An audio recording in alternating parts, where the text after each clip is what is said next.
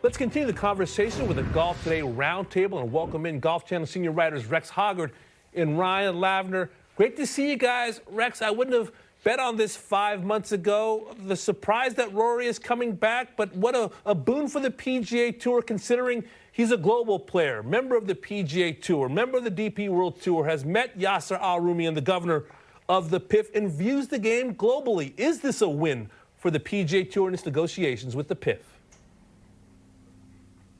Oh, I think his voice is very important in that room. I remember when he ran for the chairman of the PAC a few years ago just to go onto the board. And I remember having an extended conversation with him about this. And the idea is he looks at things a different way. Keep in mind, he was the first European player to be elected to the PGA Tour Policy Board. It was an important first step. And we all know how outspoken he has been throughout this entire process, both against the Public Investment Fund and Live Golf. He has since June 6th kind of changed his stance on that.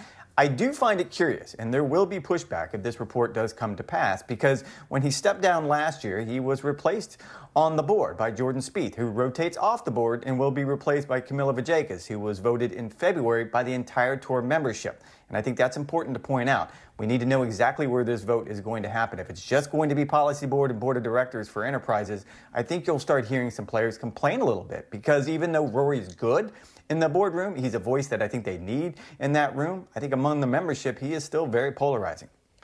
And Lav, it's also, I've looked into some of these regulations, and because it is Webb Simpson stepping down with a request that he be replaced by somebody else, it actually becomes a full vote of the board rather than just the player directors, which it would be if Webb Simpson simply said, you know what, I want out of this.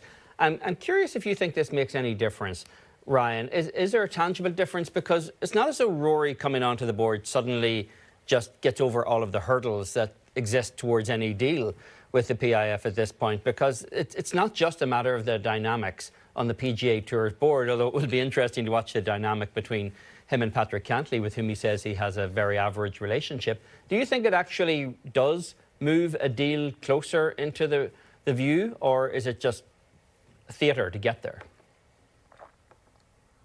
I certainly don't think that it hurts. And the good thing about adding Rory McIlroy to the PGA Tour Policy Board is that we know exactly what his viewpoints are. He's been forecasting them, or he's been discussing them for months, whether it's this deal with the PIF, this aspirational circuit for only the best players, a global circuit involving the top 60, 70, 80 players, whatever it ends up shaking out being. I think it can only help that Rory has not just built-in relationships with the Fenway Sports Group and the Strategic Sports Group, which align with the PGA Tour for PGA Tour Enterprises, but also that built-in relationship with the PIF governor, Yasser Al-Rumayyan, meeting with him, sharing his vision for what the game of golf could and should look like, even vouching for him last month at the Players' Championship and saying that some of the folks with Liv have kind of done Yasser a disservice with how the relationship has gone that way. I do think the relationship has been obviously mended over these past 10 months. He talked about, Rory did, about kind of being a sacrificial lamb following the June 6th announcement. With the changes now to the PGA Tour governance structure, he can at least now be part of the solution as opposed to being left out like he would have been ordinarily.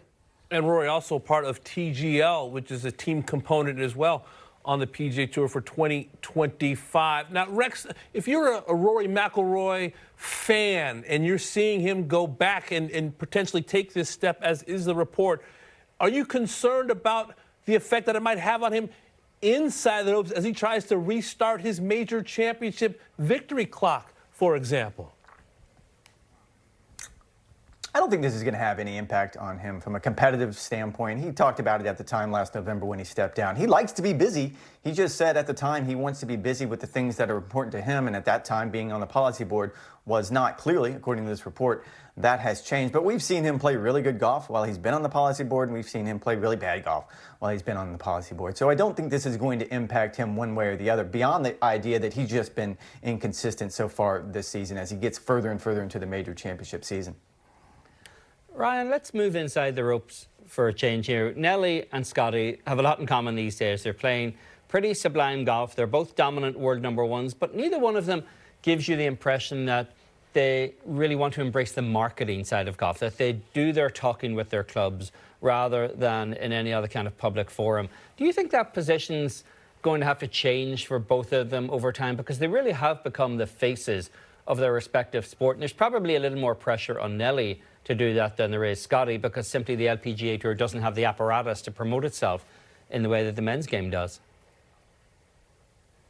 Yeah, I think when it comes to Nelly, it feels a lot like we're kind of projecting our hopes and desires on Nelly Corda. We so desperately want her to have this Caitlin Clark moment for women's golf, to kind of cut the earnings gap, or to create this movement in women's golf that isn't just a moment in time, but is sustainable for the next 5, 10, 15 years, whatever it's going to be. And so it's very interesting, but it only works, this movement, if Nelly Corda is embracing it, if she is genuinely passionate about growing the game, growing the sport, growing her platform on the LPGA. So you have the expectations for her play, which are one thing, but I think expectations for her to become an ambassador for the sport are an entirely different set of circumstances. And it's not really her burden, it's the LPGA's burden to have a platform for her in which she can showcase her excellence. I do think that this leadership role will kind of come more naturally to her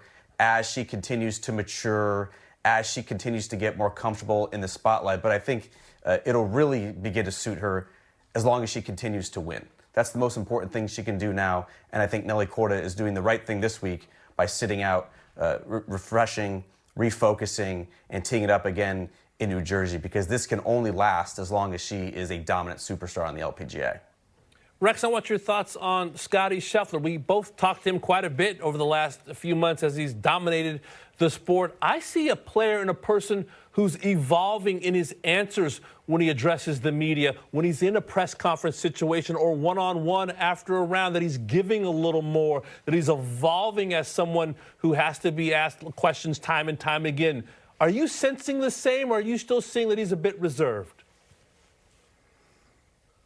No, I think he's coming out of the shell maybe a little bit, becoming a little bit more familiar, or a little bit more comfortable in the spotlight. We have seen him involved. We were talking about this on the podcast just the other day, the idea that go back to the Players' Championship, when he was kind of getting peppered with some questions about the LIV players, and he was really quick to push back on the idea that, why are you asking me? You should ask the LIV players.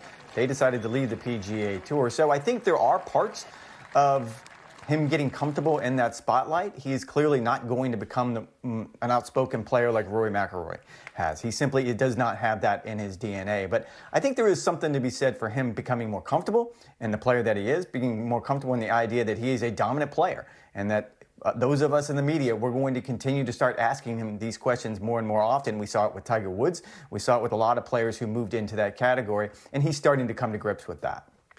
Rex, I want to go back to Sunday at the Chevron for a moment. Nelly Corda said it was the longest back nine of her life, and I don't think she was speaking metaphorically. It was a 6-hour round. That's not uncommon anywhere in professional golf, certainly not uncommon on the LPGA Tour. Do you think the game and the LPGA Tour specifically does enough? Since we're moving into this era where the Tour seem to be focusing more on the fan experience and the product as entertainment, does more need to be done on this idea of telling players to pick up the pace a little bit?